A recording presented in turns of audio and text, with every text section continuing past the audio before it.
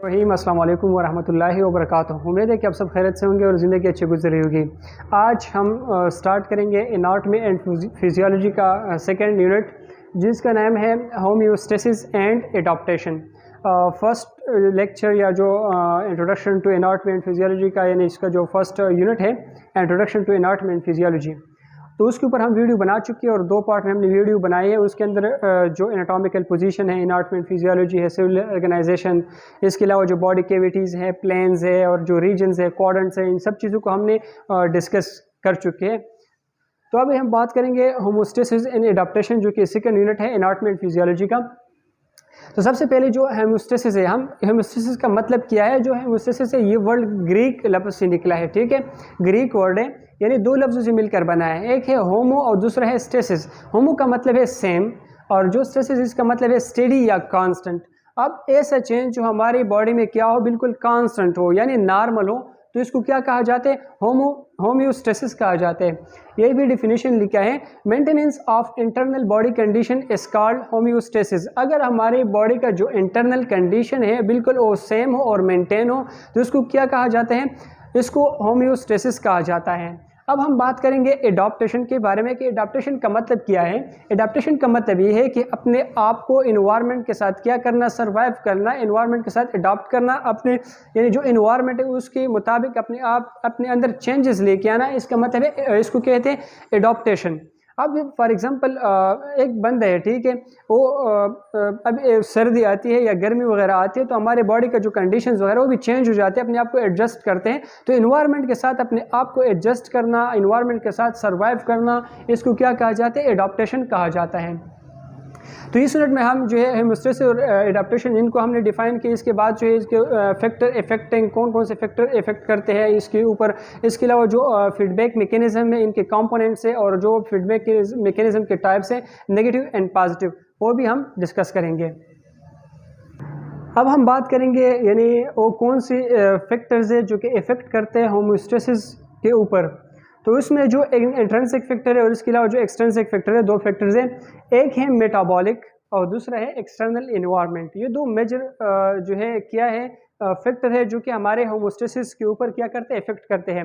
तो हमारी होमोस्टेसिस को क्या करते हैं, जो इंटरनल कंडीशन है उनके अंदर चेंजेस लेके आते हैं, यानी जो कांस्टेंट होना चाहिए हमारे बॉडी का जो सिस्टम है, तो उसके अंदर वेरिएशन लेके आते हैं, चेंजेस लेके आते हैं। अब एक है मेटाबॉलिक। अब मेटाबॉलिक जो है किस तरह हमारे होमोस्टेसिस जो है यानी उसके ऊपर इफेक्ट करते हैं, या जो हमारे इंटरनल कंडीशन इसके ऊपर किस तरह इफेक्ट करते हैं। मेटाबॉलिक प्रोसेस के अंदर अब क्या होते हैं, यानी डिफरेंट एनर्जी प्रोड्यूस होती है और उसके रिजल्ट पे हम यानी जब हम खुराक लेते हैं, ठीक है, तो बॉडी के अंदर मेटाबॉलिक प्रोसेस होती है। तो जो मेटाबॉलिक प्रोसेस होती है, ठीक है, तो वहाँ पे क्या प्रोड्यूस होते हैं, एनर्जी प्रोड्यूस होती है और इसके नतीजे में क्या प्रोड्यूस होते हैं, कुछ हार्म्स यानी केमिकल्स भी क्या होते हैं इसके अंदर प्रोड्यूस होते हैं। तो जब भी मेटाबॉलिक जब प्रोसेस होती है बॉडी के अंदर, तो उसके थ्रू क्या प्रोड्यूस होती है, हार्म्स प्रोड्यूस होते हैं। तो हार्म्स क्या करते हैं, हमारे जो होमोस्टेसिस है उसके अंदर चेंजेस लेके आते हैं। तो एक है मेटाबॉलिक एक्टिविटी और दूसरा है एक्सटर्नल एनवायरनमेंट, यानी बाहर का जो एनवायरनमेंट है वो भी हमारे होमोस्टेसिस के ऊपर क्या करती है, इफेक्ट करती है। तो अगर जो बाहर का टेम्परेचर है, ठीक है, वो भी हमारे हेमोस्टेसिस के ऊपर इफेक्ट करती है, जो सरफेस टेम्परेचर उनको चेंज करते हैं। और इसके अलावा एसिडिटी हो गया, साल्ट वगैरह हो गया, तो ये क्या कौन कौन सी चीज़ें हैं, ये एक्सटर्नल इन्वायरमेंट के अंदर आती है, ये टेम्परेचर, एसिडिटी, साल्ट वगैरह। तो ये भी हमारे जो हेमोस्टेसिस है बॉडी का, इसके ऊपर भी ये इफेक्ट करते हैं, ये भी एक फैक्टर है और ये जो इंटरनल कंडीशन उनके अंदर चेंजेस लेके आते हैं। अब हम बात करेंगे कंपोनेंट्स ऑफ होम्योस्टेसिस, यानी होम्योस्टेसिस के कौन कौन से कंपोनेंट्स है जिसके थ्रू जो है बॉडी का जो रेगुलेटरी सिस्टम है वो कांस्टेंट रहते हैं। बॉडी की जब बॉडी के अंदर कोई यानी स्टिमुलस वगैरह आ जाते हैं या बॉडी के कोई वेरिएशन वगैरह आ जाते हैं, तो किस तरह ठीक होते हैं। तो जो कंपोनेंट्स है, ये 3 कंपोनेंट्स है होम्योस्टेसिस के। एक है रिसेप्टर, दूसरा है कंट्रोल सेंटर और तीसरा है इफेक्टर। अब रिसेप्टर का क्या फंक्शन है, ये बाहर से कोई भी चीज़, कोई स्टिमुली वगैरह आ जाती है, उनको सेंस करते हैं, यानी मैसेज भेजते हैं ब्रेन को। अब कंट्रोल सेंटर क्या करते हैं, वहाँ पे डिसीजन लेते हैं, वहाँ पे एनालाइज करते हैं, इन्फॉर्मेशन को क्या करते हैं, एनालाइज करते हैं कि भाई हमने क्या करना है, किसके थ्रू हमने रिस्पॉन्स देनी है, तो ये डिसीजन करते हैं कंट्रोल सेंटर। अब इफेक्टर क्या करते हैं, ये रिस्पॉन्स शो करते हैं। क्या शो करते हैं, रिस्पॉन्स शो करते हैं। रिस्पॉन्स हमेशा 2 तरह शो होती है स्टिमुलस को, या तो इसके अंदर हार्मोन्स इन्वॉल्व होते हैं ग्लैंड के थ्रू, और या इसके अंदर क्या होते हैं, मसल्स इन्वॉल्व होती है। तो ये 3 सेंटर है। रिसेप्टर क्या करते हैं, ये स्टिमुलस को फाइंड आउट करते हैं, सेंस करते हैं। अब जो कंट्रोल सेंटर है ये डिसीजन एनालाइज करते हैं कि क्या करना है क्या नहीं करना। इफेक्टर क्या करते हैं, ये रिस्पॉन्स शो करते हैं। ये रिस्पॉन्स या तो ग्लैंड के थ्रू होगा, हार्मोन के थ्रू, और या मसल्स के थ्रू होगा। अब हम बात करेंगे फीडबैक मैकेनिज्म के हवाले से। हमने होमोस्टेसिस एंड एडाप्टेशन दोनों को हमने डिफाइन किया। इसके अलावा जो है हमने क्या किया, जो इनके कंपोनेंट्स थे उनके ऊपर भी हमने बात की, और इनका जो फैक्टर्स अफेक्टिंग थे, कौन से फैक्टर इसके ऊपर इफेक्ट करते हैं। अब हम बात करेंगे फीडबैक मैकेनिज्म के बारे में। फीडबैक का क्या मतलब है, यानी जो रिस्पांस शो हो रही है चेंज को, तो उसको क्या कहा जाता है, फीडबैक मैकेनिज्म कहा जाता है। अब लेट्स सपोज बाहर से कोई स्टिमुलस वगैरह आ गया, ठीक है, बाहर से स्टिमुलस आ गया और उनको रिस्पांस शो हो गया थ्रू ग्लैंड के थ्रू या मसल्स के थ्रू, उनको रिस्पांस शो हो गया। तो ये जो रिस्पांस शो होते हैं स्टिमुलस को, उसको फीडबैक मैकेनिज्म कहा जाते हैं। ये दो टाइप का हो सकता है, या तो ये क्या होगा, नेगेटिव फीडबैक होगा, और ये क्या होगा, पॉजिटिव फीडबैक होगा। नेगेटिव फीडबैक का क्या मतलब है, नेगेटिव फीडबैक का मतलब ये है कि अगर जो चेंजेस आते हैं उनको क्या करना, यानी जो बॉडी के अंदर जो चेंजेस आए हैं उनको डिक्रीज करना, ठीक है, इसको नेगेटिव फीडबैक कहा जाता है। अगर चेंजेस बॉडी के अंदर आए हैं और फर्दर वो क्या होते हैं, एनहांस होते हैं, तो इसको क्या कहा जाता है, पॉजिटिव फीडबैक कहा जाता है। अब नेगेटिव फीडबैक में क्या होता है कि बॉडी के अंदर जो चेंज है वो कम होते हैं, और जो पॉजिटिव फीडबैक है इसके अंदर जो बॉडी के अंदर चेंजेस है और भी एनहांस होते हैं। हमारी बॉडी के अंदर ये बहुत ज़्यादा इंपॉर्टेंट है कि नेगेटिव फीडबैक और पॉजिटिव फीडबैक में सबसे ज़्यादा जो मेजर रोल प्ले करते हैं वो कौन है, और नेगेटिव फीडबैक हमारे बॉडी में रोल प्ले करते हैं। तो अब हम एग्जांपल में इसको डिस्कस करेंगे कि किस तरह जो है इसको कंट्रोल करते हैं। जब भी हमारा जो बॉडी का टेम्परेचर है, ठीक है, वो डिक्रीज हो जाते हैं, यानी जब कम हो जाते हैं बॉडी का टेम्परेचर, तो यहीं पे जो रिसेप्टर्स लगे होते हैं हाइपोथैलेमस को मैसेज भेजते हैं। जब हाइपोथैलेमस को ये मैसेज मिल जाता है कि बॉडी का जो टेम्परेचर है वो लो हो गया है, तो वहाँ पे जो शेवरिंग स्टार्ट हो जाती है। क्या स्टार्ट हो जाती है, शेवरिंग स्टार्ट हो जाती है। और जब भी हमारे बॉडी के अंदर जो शेवरिंग स्टार्ट हो जाती है, जो टेम्परेचर लो है वो क्या हो जाते हैं, आहिस्ता आहिस्ता इंक्रीज हो जाते हैं। तो यानी पहले बॉडी का जो टेम्परेचर था वो क्या था, डिक्रीज हुआ था, ठीक है। फिर हाइपोथैलेमस, ब्रेन में जो हाइपोथैलेमस है जो कि टेम्परेचर को कंट्रोल करते हैं, वहाँ मैसेज मिल गया कि बॉडी का टेम्परेचर क्या है, लो हो गया है।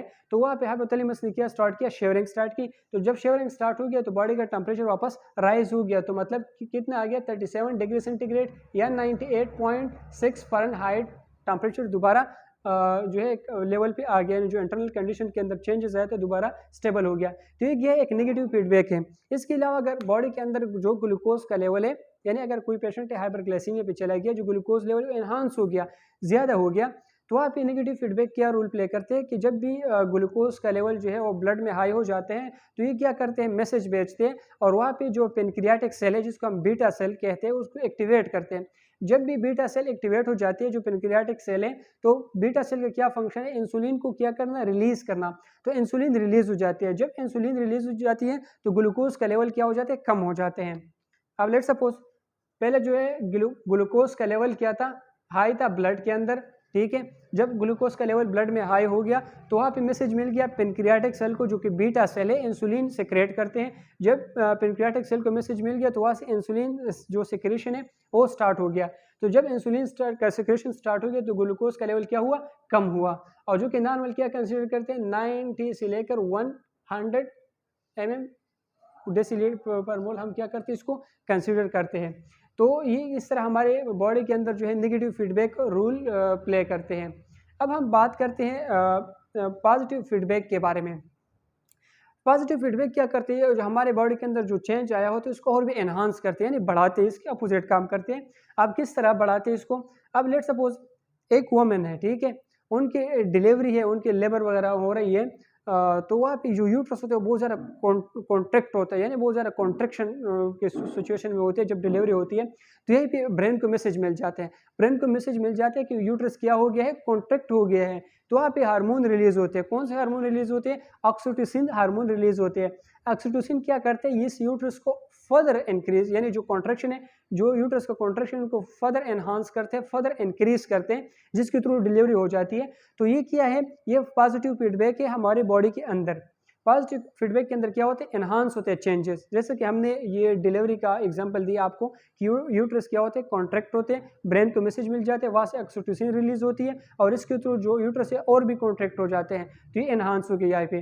तो ये आज का चैप्टर था जो कि बहुत ज़्यादा छोटा सा चैप्टर है, इसके अंदर इतनी खास बड़ी थ्योरी नहीं है। ये जो टर्म्स है इनको डिफाइन करना, इसके अलावा जो फैक्टर इसके ऊपर इफेक्ट करते हैं, कंपोनेंट्स है, और जो फीडबैक मैकेनिज्म और इनके जो एग्जांपल है ये, तो ये सारा था second unit anatomy and physiology का। थैंक यू सो मच, अल्लाह हाफिज़।